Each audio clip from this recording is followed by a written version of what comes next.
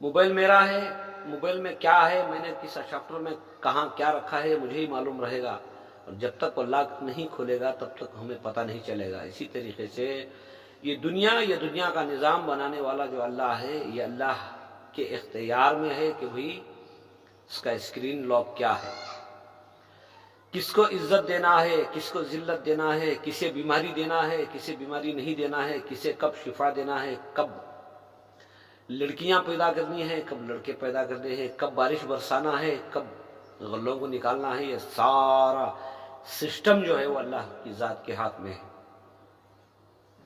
ہمیں تو دنیا میں بھیجا گیا تھا کہ تھوڑے دن کے لیے زندگی گزارو، جیسے کہ ہم زندگی گزارتے ہیں۔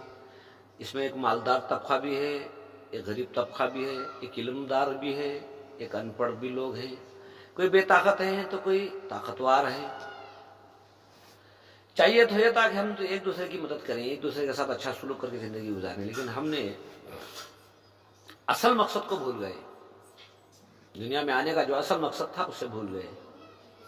ہم نے چیزوں کو پانے کے لیے اپنے لوگوں کو دل دکھایا، یا کہیں کسی کا حق نہیں ادا کیا، چیزوں کی حفاظت کی لیکن ہمارے رشتوں کی حفاظت نہیں کی۔ انسانوں نے بہت کچھ پایا لیکن انسانیت سے دور رہے، کہیں پہ اللہ کے گھروں کی بے ادبی کی، کہیں پہ انسانوں کے دل دکھائے۔ یہ سارا لاک جو ہے اسکرین لاک، جیسے میرے موبائل میں نے اسکرین لاک ڈالا ہے، اسی طریقے سے اللہ سبحانہ و تعالیٰ نے بھی دنیا کا ایک نظام بنایا ہے، جس نے بنایا ہے اسی کے حساب سے چلے گی، تمہارے اور میرے حساب سے نہیں چلے گی۔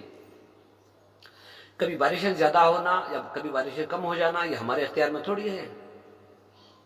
دن نکلنا، رات آنا، بیماریاں، تباہی، بربادی، یہ سب اسی کے نظام میں ہے، اسی کے حکم سے آتا ہے۔ تم اور ہم تو بس سوچ سکتے ہیں، کچھ کر نہیں سکتے۔ ہم اور آپ صرف سوچ سکتے ہیں، کچھ کر نہیں سکتے۔ تو اوپر والے نے کہا کرتا تو میں ہی ہوں لیکن تمہاری سوچ اچھی رہے۔ تم سوچ کو اچھی رکھو گے تو تمہارے ساتھ اچھا ہوگا۔ میں بڑا بننے کے لیے، میں کرسی پر بیٹھنے کے لیے لوگوں سے جھوٹے وعدے، لوگوں پر ظلم ستم، ان کے حق میں حق تلفی، یہ اللہ کو ناراض کرنے کے کام ہے۔ وہ جب ناراض ہوتا ہے تو ایسے ایسے فارمولے بھیج دیتا ہے کہ نہ انسان کا علم کام کرتا ہے، نہ اس کا دماغ کام کرتا ہے، نہ اس کی طاقت کام کرتی ہے، نہ اس کا مال کام کرتا ہے۔ میرے خیال میں تو آج یہی معاملہ ہو رہا ہے۔ کورونا وائرس کی وجہ سے پوری دنیا پریشان ہے، اور ہمارے ملک میں تو بہت سارے بے روزگار ہو چکے، غریب طبقہ بہت بڑی مشکلوں میں گزر رہا ہے، بڑی تکلیفوں میں گزر رہا ہے، کچھ کرنا بھی چاہے لیکن کچھ کر نہ پائے۔ کیا عجیب معاملہ ہے، 4-5 مہینے کے پہلے تو یہ سب کچھ اس کے وہم و گمان میں بھی نہیں تھا۔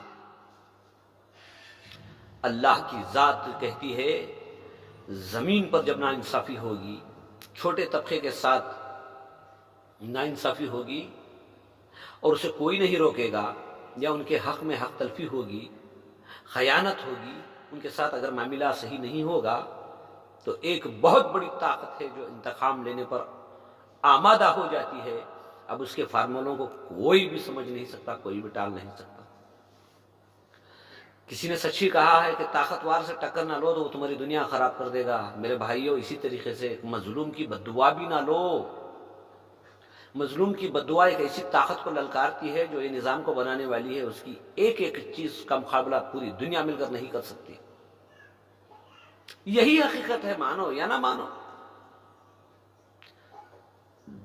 اپنی اپنی جگہ بیٹھ کر سوچیں،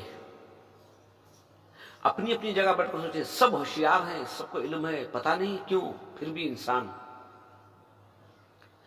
رب کو منائے، جس نے یہ دنیا کو بنایا، جس نے کائنات کو بنایا، جس نے مجھے اور آپ کو بنایا، وہ سب جانتا ہے۔ کب کسے بخار آ جائے، کب کسے کھانسی، کب کسے سر درد، کب کسے کچھ کیا ہونا ہے۔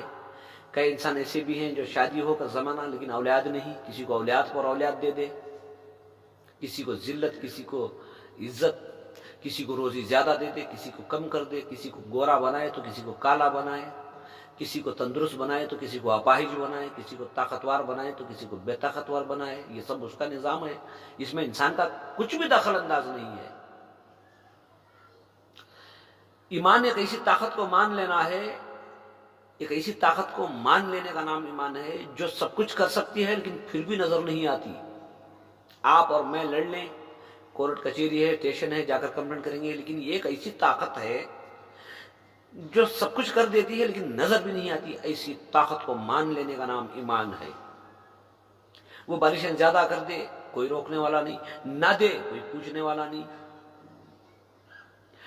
کوئی معصوم بچے چھوڑ کر مر جائے، کوئی پوچھنے والا نہیں۔ ایک بہت بڑی طاقت ہے جس کے حوالے جس نے ہمیں دنیا میں بھیجا ہے، ایک مدت تک صحیح سلوک کر لیں، سوچ اچھی رکھیں، لوگوں کے ساتھ اچھے معاملات کریں، جو امانتیں آپ کے پاس ہیں غریبوں کی وہ لوٹائیں، وہ دیں۔ حکومت نے جو دیا ہے آپ کے حوالے کیا ہے کہ بھئی یہ ٹیکس کا پیسہ ہے یا انشورنس کا پیسہ ہے یا جو کچھ بھی ہے، اس میں غریبوں کا حق ہے۔ اگر وہ غریبوں کا حق بھی کھا جائیں گے، نہیں دیں گے، تو وہ جو طاقت ہے وہ ایسے فیصلے لیتی ہے۔